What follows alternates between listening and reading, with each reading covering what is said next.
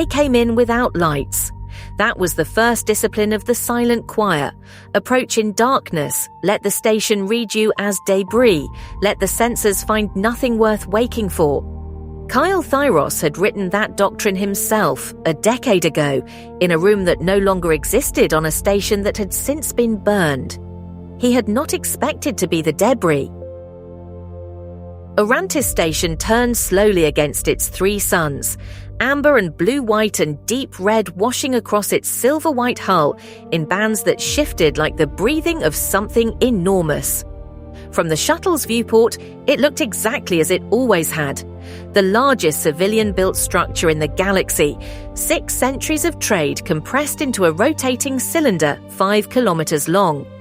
It did not look like a fortress, that was the point. Vex Karran pulled up the docking ring schematic on the tactical console and said nothing for a long moment. Then she said, "The clamps are sealed, all of them. Every bay, every emergency berth, every freight lock on the outer ring, locked red and holding." Morne had done it cleanly, the way you seal a room before you fill it with something you do not want escaping. Kael looked at the schematic. He looked at his prosthetic hand on the edge of the panel, the matte black joint mechanisms catching the trinary light. He said, "Maintenance airlock, Section 7, port side. It will not be on her defense grid because it was not on the station's original manifest. I know because I was the one who had it removed from the manifest." Vex looked at him. He did not explain further. There are things a man does not explain about the years he spent making himself useful to people who required useful men. They went in through the dark, 6 of them in magnetic boots, crossing the station's hull in the slow arcing walk of people who have learned that the galaxy will kill you for hurrying. The maintenance airlock was exactly where Kael said it would be. A recessed panel of older alloy than the surrounding hull, it seems slightly different in color, the kind of detail that disappears if you are not looking for it, and blazes if you are. Vex cut the seal in 40 seconds. The hatch opened inward. They went in. Inside, Aurantis was beautiful and wrong. The corridors were wide and panelled in polished alloy and actual wood. Real wood, the kind that cost more per metre than a shuttle's fuel cell. The kind that said, "We are the people who can afford to waste beauty on corridors." The overhead lights burned cold white, and at knee height, flush against the wood panels at every junction point, were small dark discs that Kael recognised before his eyes had fully processed what he was seeing. Progenitor-alloy shrapnel charges, knee height, Corridor Denial Doctrine, Chapter 7 of the Silent Choir Operational Manual, subsection on contested interior spaces. He had written that subsection in a single afternoon, alone, in Lord Thyros's command chamber, with the violet light of the Velaris Nebula coming through the screens. He remembered being proud of it. He told the team to stop. He crouched beside the first charge and disarmed it with his prosthetic hand, the matte black fingers working the detonator housing with a precision that flesh could not have managed. Then he moved to the second junction and disarmed that one too. The third junction had no charge. He stood in the corridor and understood. The third junction had no charge because the manual specified that you leave one gap in a charge field to funnel movement. He had written that too. Vex split from the main group at the communications hub junction, taking one operative with her. Her pale green eyes were flat and operational as she moved, the stillness of someone who has learned to treat fear as information rather than sensation. She had a name in her head, a face she had been building from signal analysis for 6 weeks. She was about to find out the face was wrong. Kael took the remaining 4 down toward the Codex vault. They moved in the silent choir spacing, 2 meters between each person, no clustering, no silhouettes that overlap. He had taught that spacing. He moved in it now the way a man moves in a sentence he wrote years ago and has since come to regret. The first Inheritor guard came around the junction at the precise moment the doctrine said he would. Kael was already against the wall. The guard's sweep pattern carried him 3 meters past Kael's position before the doctrine told him to turn. And in those 3 meters, Kael crossed the corridor in silence and put the guard down with his prosthetic hand pressed flat against the man's throat. Not a blow, but a seal. The kind of hold that ends a situation without a sound. The guard's training told him to move. Kael did not move. He waited. The guard's training had no answer for waiting. This was the gap. He had left it deliberately a decade ago because a doctrine with no gap is a doctrine that cannot be revised, and he had wanted the option to revise. He had not imagined he would be the one to use it against itself. Meanwhile, in the communications hub, Vex Karran stood in front of a relay unit and felt the architecture of the last 6 weeks rearrange itself around a fact she had not expected. The unit was standard coalition issue, identical in every visible detail to every other relay in the network. But its firmware had been modified at a level below the surface inspection protocols, a modification that required physical access to the unit's baseport and a level of technical knowledge that narrowed the field of suspects to approximately 12 people. 11 of those people were accounted for. The 12th was Operative Marsh, who had died in Season 5 aboard a compact transport that had been carrying him somewhere he had not told anyone he was going. Coiled around the relay unit's baseport was a thin braided cord the color of old blood. She recognized it. She had seen it on his wrist for 3 years. She had assumed it was a personal affectation, the kind of small constant that people carry when they have abandoned everything else. Now she understood it was a signature.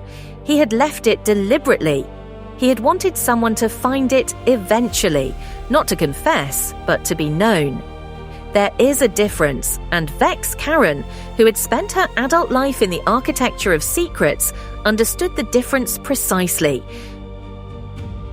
The relay had been transmitting coalition signal routing data to Morne's network for months. Every movement, every frequency shift, every chorus speaker's position that had passed through this hub had been copied and delivered. The mole was not a traitor in the room. The mole was a dead man's last operational act, still running, patient and invisible, bleeding the coalition from the inside with the quiet persistence of something that does not need to be alive to do its work. Vex pulled the relay unit from its housing. She held it in both hands for a moment, a piece of equipment the size of a book, unremarkable, warm from operation. Then she set it on the floor and put her boot through it. The casing cracked. The indicator lights went dark. The cord of old blood lay in the debris. In the Codex vault, Kael Thyros stood before the partially assembled counter-harmonic array and felt the specific grief of seeing something built from stolen pieces. The progenitor thread trailed from exposed circuitry like nerves from a wound. The containment cases on the walls held fragments of the Obsidian Codex, not the originals, but facsimiles good enough to build from, and building was what Morne had been doing. He destroyed the assembly. His prosthetic hand was better for this than the alternative. It did not flinch, did not hesitate, did not register the particular wrongness of pulling apart something that had been built with care. The progenitor thread went dark. The facsimile fragments he secured rather than destroyed, because information is not a weapon until it is in the wrong hands, and the right hands for this were not his. The station fell corridor by corridor. Not quickly. The Inheritor guards were good, trained in a doctrine that was itself good, and Kael fought each junction with the knowledge that he was the author of the difficulty he was experiencing. But the gap was always there, the gap he had left. And the guards, trained to track motion, had no answer for a lean man in too well-tailored clothes who simply stopped moving and waited in the dark with a matte black prosthetic hand and a patience that had been forged in years of being useful to people who required useful men, When the last junction cleared, Vex met him at the hub junction with the broken relay unit in a sealed evidence bag and the cord of old blood beside it. She did not say Marsh's name immediately. She let Kael read the evidence and reach the name himself, because some knowledge lands differently when you arrive at it rather than being handed it.